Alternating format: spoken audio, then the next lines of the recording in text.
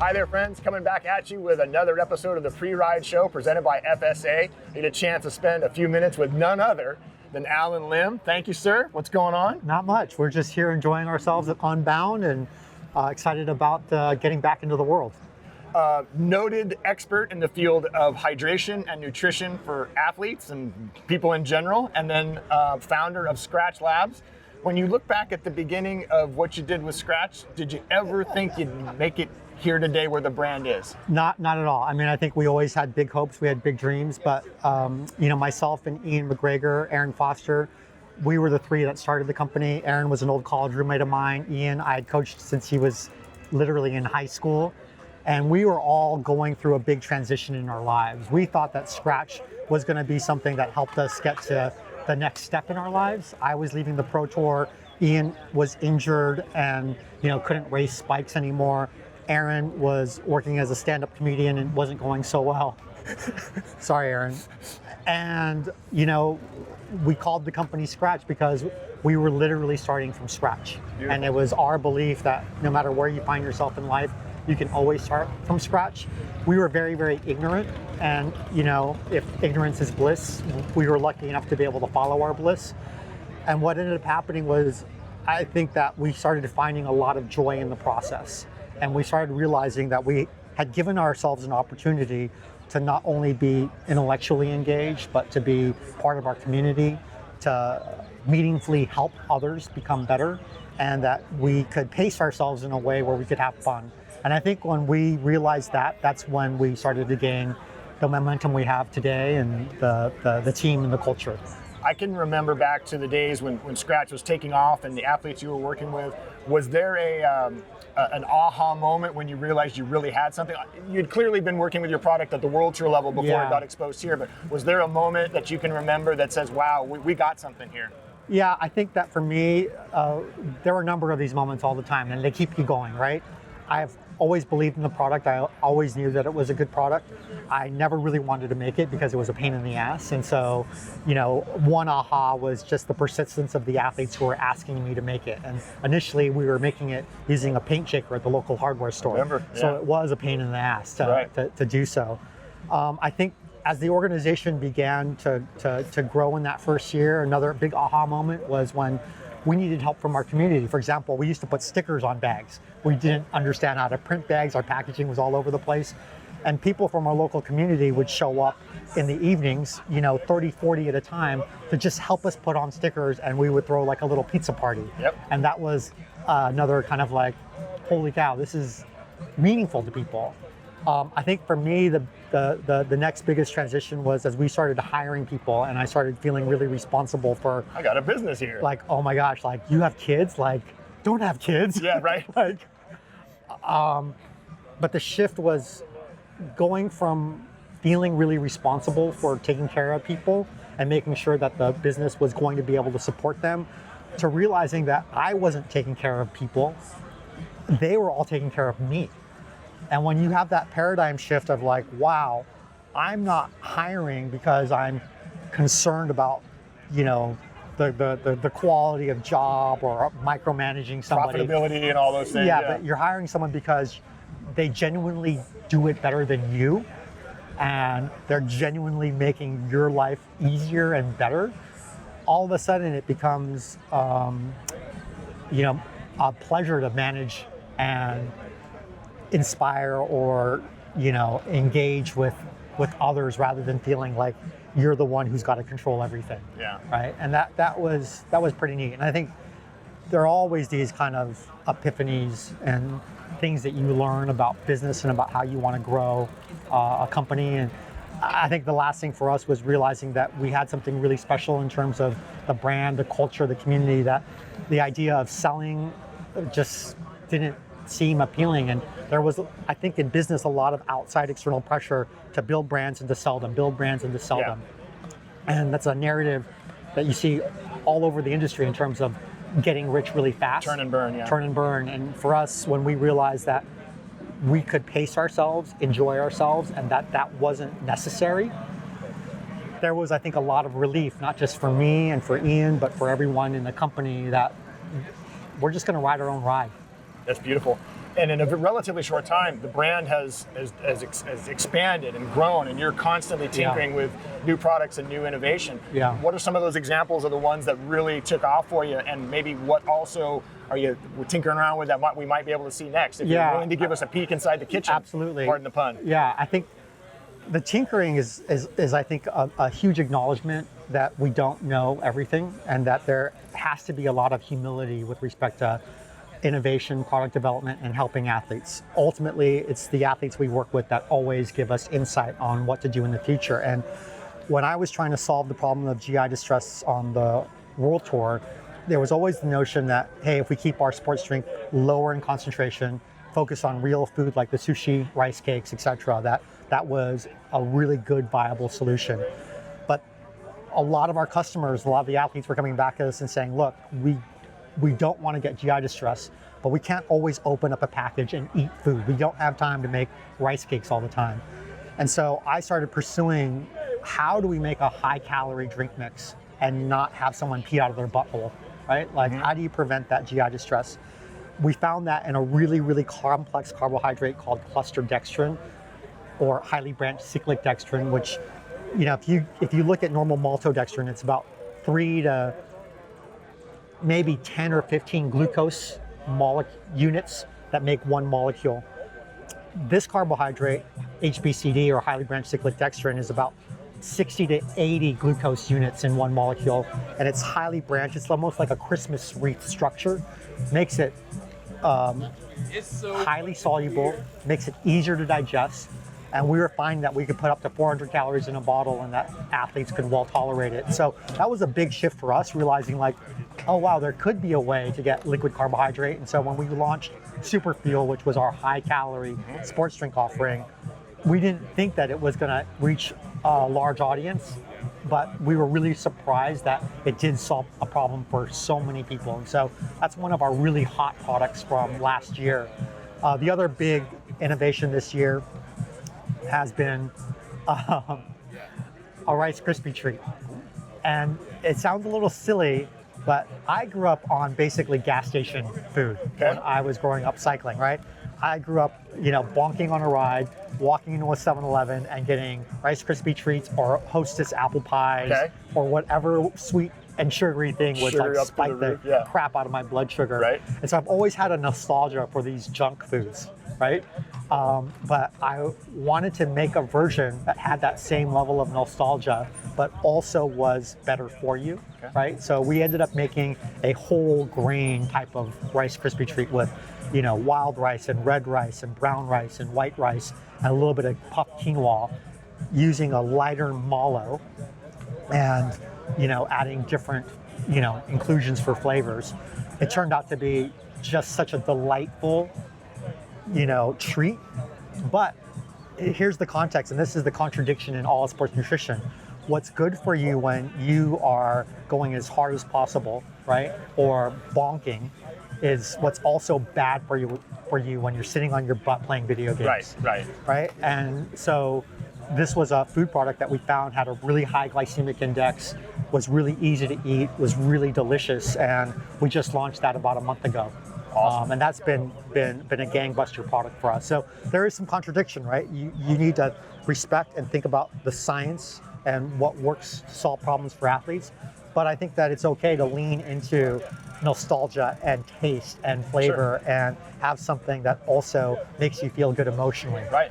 Because that can be the trigger that gets you back on the good foot to feeling better for the rest of the ride. That's right. What are some of the common maybe misperceptions or mistakes that riders make when it comes to fueling and hydration, especially when you consider a race like this, 100 miles, 200 miles long? Yeah. I think the biggest mistake that athletes make is they think that everything's going to happen very linearly, that I have this plan per hour. I'm going to take X number of grams of carbohydrate and X amount of water and X amount of salt, and as long as I keep this cadence up, I'm going to be okay. But the nature of it is that, you start out fairly cool. You've got a lot of energy, high capacity beginning, and as the day wears on and it gets hotter and hotter and hotter and you start to fatigue and wear out, the ability for you to absorb nutrients also degrades. And so I think in events like this, the mistake that athletes often make is they don't front load enough. They don't eat more early when they have that higher capacity and it is cooler and they're more able to absorb nutrients. They wait a little too long, and then in the last part of the race, they end up falling apart because even though they might have the supplies, even though there might be ample feed zones, they just can't stomach or handle it anymore. So I encourage athletes in a race like this to spend the first half basically taking care of themselves, eating, drinking, front loading as much as possible. Yeah. They're probably consuming more in the first half than they do in the second half, but it helps get them through that second half. So your body will tolerate that reserve a lot better earlier on than it will have the capacity to take it on later. That's right. And so I think that's something that I see across the board. I mean, obviously, if you're coming late in the race and you are bonking, you got to get as much nutrition in. But the question is can your body handle it at that point in time? Yeah. And is it too little, too late, right? Does the old adage apply though that if you're thirsty, it's all a little bit too late? I don't think so. Not necessarily. I do believe in the thirst mechanism. I think that thirst is highly underrated, and I believe that people need to be, generally speaking, listening to their thirst when they hydrate, which means that while you might be a little bit behind if you're thirsty, you never want to drink so much that you're drinking when you're not thirsty. Right. Because the risk there is that you're consuming too much water and that you end up diluting out your electrolyte balance. So hydration is really about two things. It's about water balance, right? How much water are you losing? Can you replace that water? But hydration is also about electrolyte balance, right? How much sodium do I have in my bloodstream specifically? And is the concentration correct? So you got to think about hydration like a chlorine pool, right?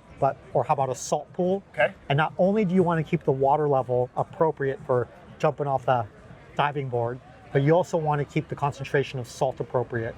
So, for example, let's say I lose a liter of pure water from my system in sweat, right? Well, it's like losing a liter from a pool. All you have to do is stick a hose in, fill it back up a liter. Right. The concentration will be perfectly fine and the total water volume will be fine. But if I lose some salt out of that system as well, and in this case, we lose about a third of the sodium that's in our blood.